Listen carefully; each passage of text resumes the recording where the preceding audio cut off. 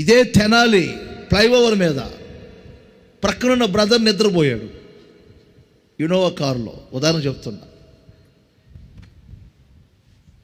ఆ నిద్ర తిన్నగా డ్రైవర్కి వచ్చింది. నేను పడుకున్నా.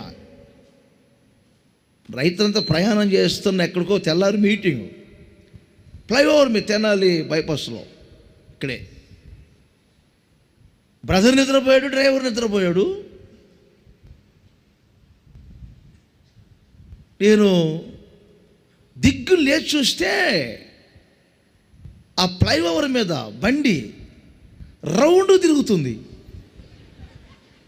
ఏంట్రా బండి రౌండ్గా తిరుగుతుందని చూస్తే ఈ నిద్రపోయినాడు స్టీరింగ్ వదిలిపెట్టాడు.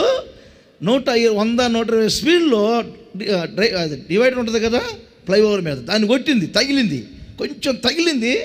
తగలటం ఆ బైపాస్లో రౌండ్ తిరిగింది, 3 సార్లు రౌండ్ తిరిగింది. కానీ నేను చూస్తా ఉన్నా, ఏమైందని చూస్తున్నా, ఇది ఉయ్యాల్లాగే రౌండ్ తిరుగుతుంది ఏంటని చూస్తున్నా.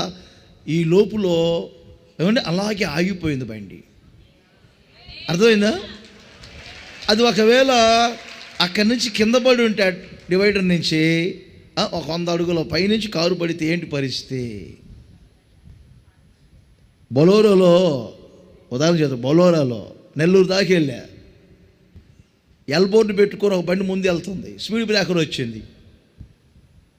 అర్థమైందా? మావోడేమో మీద అర్జెంటుగా 120 వెళ్తున్నాడు.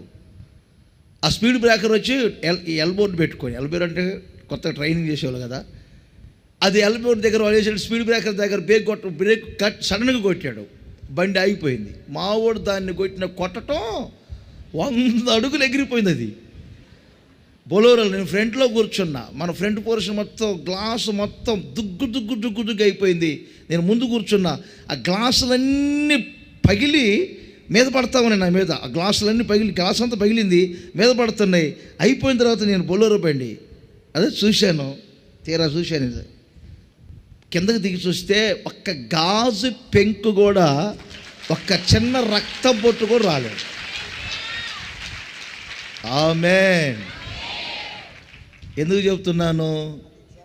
అది జరగదు. చెప్పండి పక్కన వాళ్ళకి, అది జరగదు, అది జరగదు. అది జరగదు. 30 సంవత్సరాల సేవా జీవితంలో ఒక రక్తపు బొట్టు కూడా నేను నా కళ్ళతో చూడలా. 30 సంవత్సరాల్లో ఒక రక్తపు బొట్టు నాలో నుంచి బయటకు వచ్చినట్టు చూడలా. అర్థమైందా?